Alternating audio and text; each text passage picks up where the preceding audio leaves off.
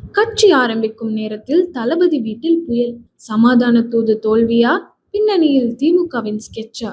Cinema உச்சத்தை எட்டி பிடித்துவிட்டு இப்போது அரசியலில் அடியெடுத்து வைத்திருக்கும் தளபதி விஜய்க்கு அவரது சொந்த வீட்டிலிருந்தே ஒரு பெரிய சவால் கிளம்பியிருப்பதாக தகவல்கள் கசிகிறது. பல ஆண்டுகளாக தனித்தனியாக வசித்து வந்தாலும் வெளியே தெரியாமல் இருந்த இந்த விவகாரம் இப்போது திடீரென நீதிமன்ற படி வரை சென்றிருப்பதுதான் கோலிவுட் மற்றும் அரசியல் வட்டாரத்தின் ஹாட் டாபிக். இத்தனை நாள் அமைதியாக இருந்துவிட்டு இப்போது நான் அரசியலில் தீவிரமாக இறங்கும் நேரத்தில் எதற்காக கோர்ட் படியேற வேண்டும் என்று தளபதி தரப்பு மிகுந்த வருத்தத்தில் இருக்கிறதாம். நிலைமை கையை மீறி போவதை உணர்ந்த விஜய் தனது மனைவியிடம் சமாதானமாக போக துடித்தாராம்.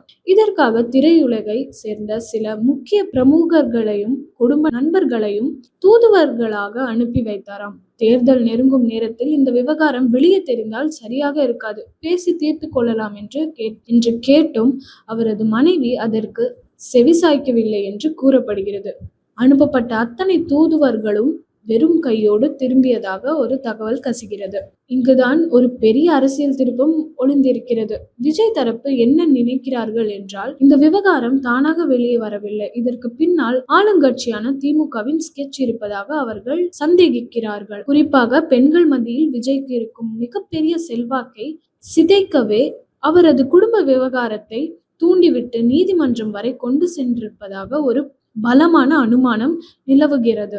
விஜய் அரசியலுக்கு வரும்போது அவருக்கு பெரும் பலமாக இருப்பது பெண்களின் வாக்குகள் தான். ஆனால் ஒரு குடும்ப பிரச்சனை என்ற பிம்பத்தை உருவாக்கினால் அந்த வாக்குகளை சிதைக்க முடியும் என அரசியல் எதிரிகள் கணக்கு போட்டிருக்கிறார்களாம். இதனால் எப்படியாவது மனைவியுடன் சமாதானமாகிவிட வேண்டும் என விஜய் தரப்பு போராடினாலும் மறுபக்கம் மல்லுக்கட் நிலைமையே நீடிக்கிறது. சினிமாவின் எத்தனையோ சண்டைகளை சந்தித்த தளபதி இப்போது சொந்த வாழ்க்கையை வீசும் இந்த அரசியல் காற்றை சமாளிப்பாரா, அல்லது இந்த விவகாரம் அவரது அரசியல் எதிர்காலத்தை பாதிக்குமா? பொறுத்திருந்து பார்ப்போம்.